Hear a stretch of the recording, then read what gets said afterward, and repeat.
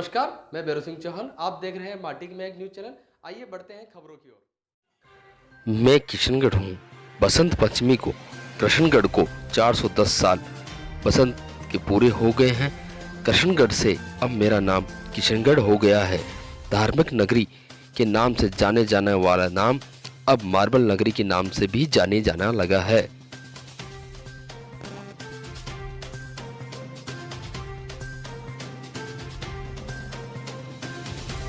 स्थापना दिवस के मौके पर हम आज विशेष बुलेटिन के दौरान हम आपको बताएंगे कि किशनगढ़ की स्थापना दिवस 410 साल पूर्ण हो चुके हैं और मैं किशनगढ़ की स्थापना दिवस पर सभी हमारे दर्शकों को किशनगढ़ की स्थापना दिवस पर हार्दिक शुभकामनाएं देता हूं।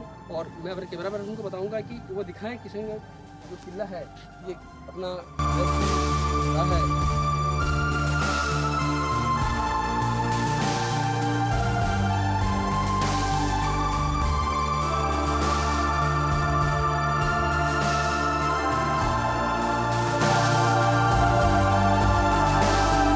किशनगढ़ की स्थापना में किशनगढ़ दरबार ने किशनगढ़ की स्थापना की थी और आज किशनगढ़ 810 साल पूर्ण हो चुके हैं और इसी मौके पर किशनगढ़ में धार्मिक आयोजन किए जा रहे हैं और जगह अरावली पर्वत श्रृंखला के उद्गम और दिल्ली पर्वतमाला के आखिरी पर बसे कृष्णगढ़ 16 फरवरी बसंत पंचमी को 410 साल का पूर्ण हो गया है।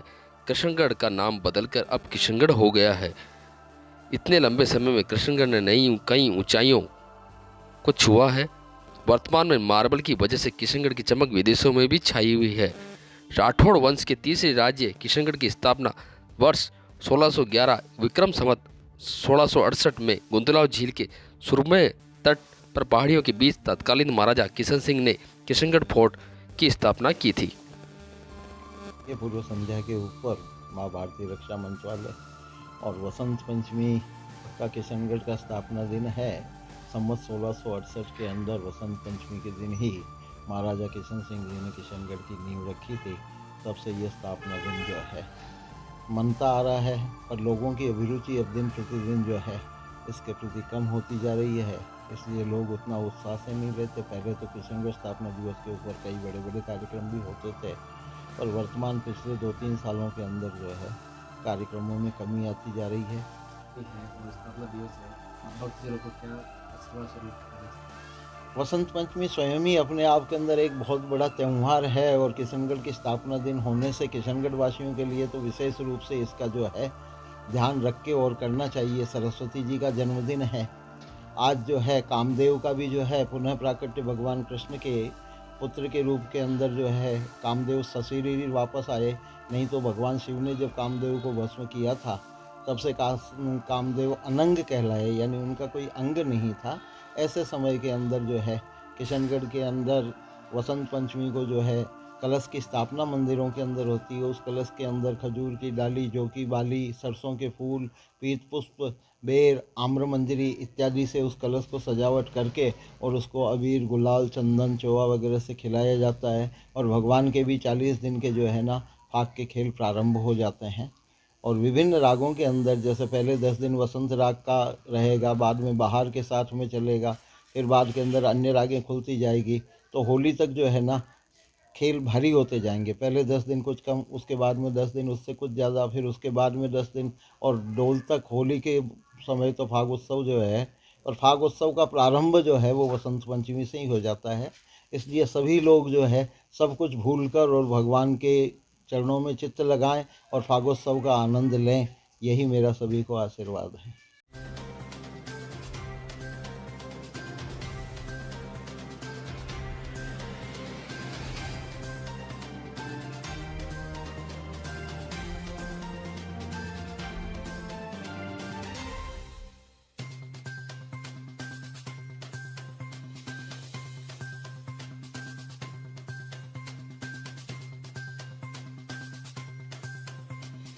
झील है, प्रमुख झील है किशनगढ़ की।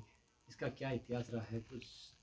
संवत 1527 के अंदर किशनगढ़ बसने के 141 वर्ष पूर्व गोंदाशाह सेठ बंसल गोत्रीय अग्रवाल थे, उनके द्वारा इस झील का निर्माण किया गया।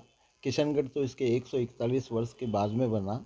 तो सेठोलाव यहाँ पास में जो नगरी थी वहाँ के सेठ थे गोंदाशाह, उन गुंदाशा के द्वारा इस झील का निर्माण किया गया, जो किशनगढ़ के उत्तर ईशान की तरफ है, जो किशनगढ़ के उत्तर के अंदर बहुत बड़ा योगदान रहा है, क्योंकि जिसके भी ईशान में जलाशय रहता है वो हमेशा ही अग्रसर होता है। तो किशनगढ़ और मदनगंज हमेशा ही कोई न कोई स्थिति के अंदर आगे जो है बढ़ता रहा।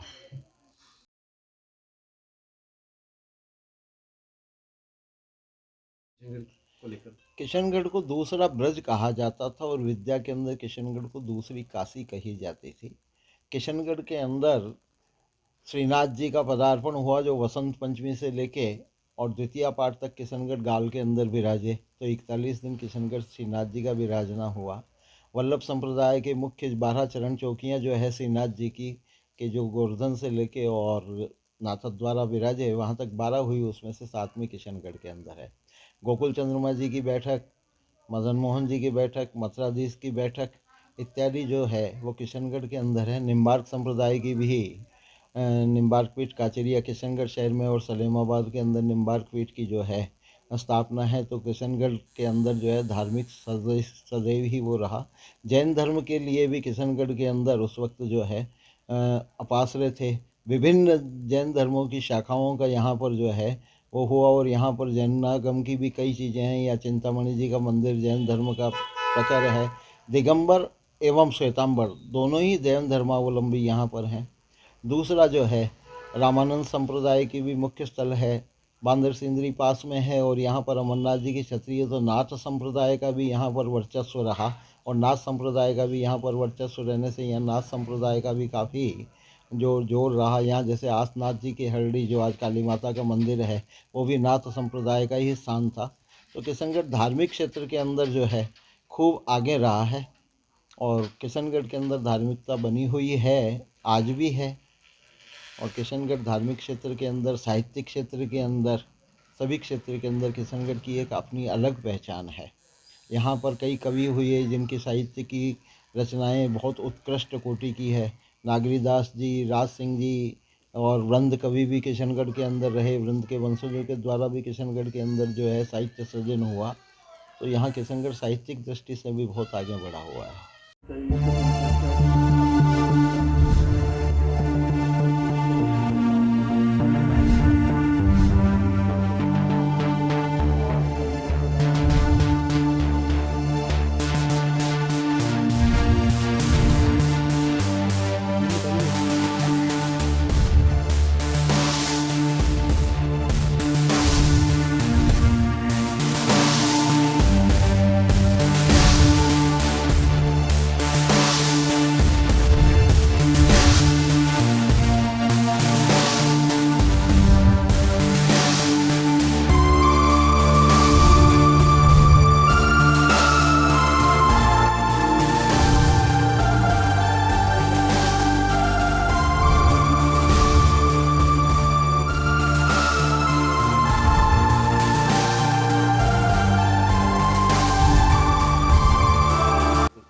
नवग्रह का एक बहुत ही प्रसिद्ध मंदिर है जो आज जीके के अंदर और आईएएस, आईपीएस, आरएएस के अंदर इसका प्रश्न पूछा जाता है।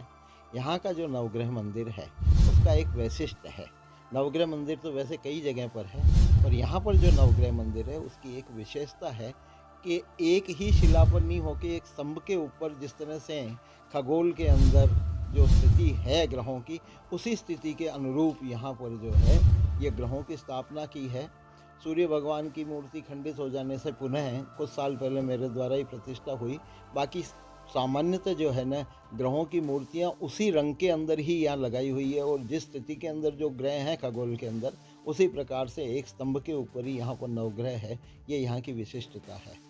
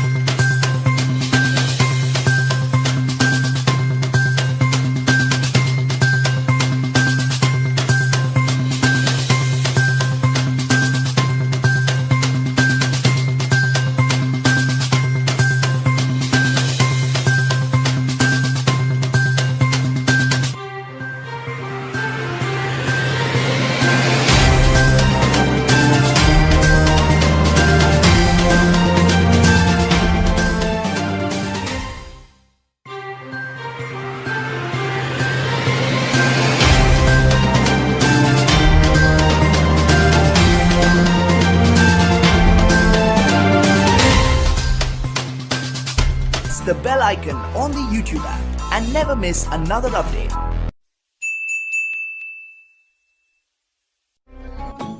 हमारे चैनल माटी की महक को लाइक और सब्सक्राइब